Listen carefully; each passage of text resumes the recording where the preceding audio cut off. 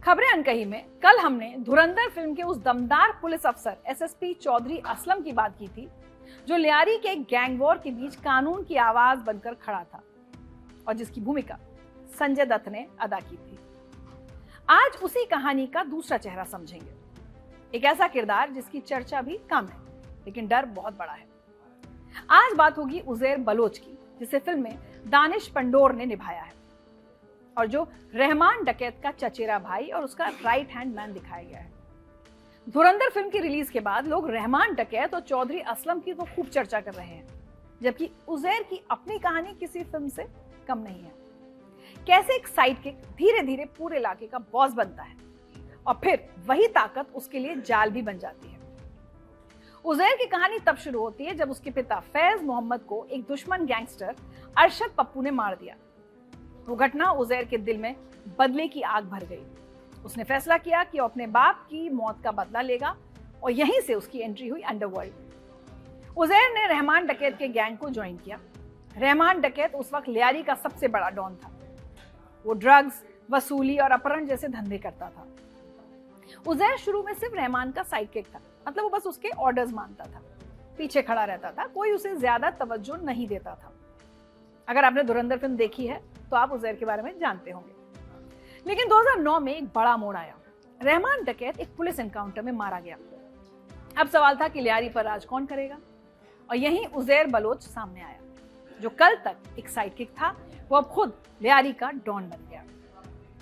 क्या आप सोच सकते हैं कि एक आदमी रातों रात इतना बदल सकता है? उज़ैर ने वो सब काम किए जो एक खूंखार गैंगस्टर करता है, या जो उसके भाई रहमान डकैत ने किए थे।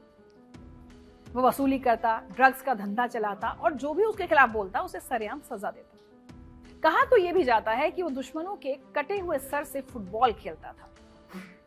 कितना डरावना था ये शख्स, आप खुद सोच सकते हैं। लेकिन एक छोटे से इलाके का गैंगस्टर इतना ताकतवर कैसे हो गया, ये बड़ा सवाल है। दरअसल उज़ैर के पीछे पॉलिटिकल सपोर्ट था। उसने पीपल्स अमन कमेटी नाम का एक ग्रुप बनाया जो दिखने में सोशल वर्क करने वाला था, लेकिन असल में वो वोट की राजनीति का हथियार था। पीपीपी यानी पाकिस्तान पीपल्स पार्टी के साथ उसकी डील थी। वो चुनावों में वोट डलवाता और बदले में उसे पुलिस से बचाया जाता। इसी सियासी छतरी की वजह से उसके खिलाफ कई केस होने के बावजूद कुछ नहीं होता था। लेकिन एक दिन उसका ये खेल खत्म हो गया। 2012 से उसकी मुश्किलें बढ़ने लगी। उसके गैंग के मेंबर्स एक एक करके मारे जाने लगे।